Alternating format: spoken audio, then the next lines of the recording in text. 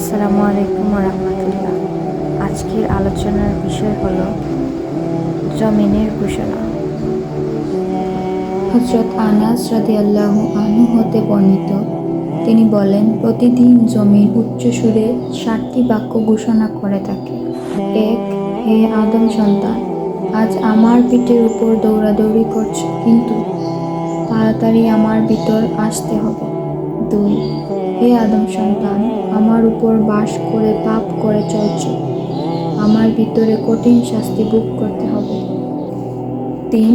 হে আদম সন্তান, আমার পিঠের উপর বিচরণ করে হেসে খেলে বেড়াচ্ছ, কাল আমার ভিতরে প্রবেশ করে কাঁদতে থাকবে।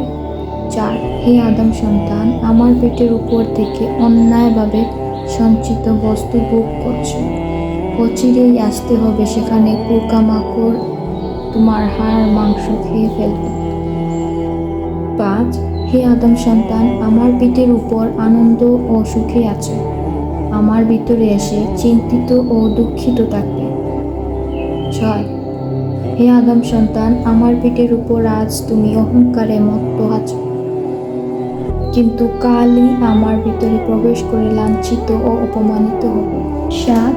হে আদম সন্তান, আজ তুমি আমার পিঠের উপর দলবদ্ধ হয়ে আনন্দ উল্লাসে মেতে রয়েছ, কাল যখন আমার অন্ধকার বুকে আশ্রয় গ্রহণ করবে, তখন চিন্তিত অবস্থায় একাকী পড়ে থাকবে।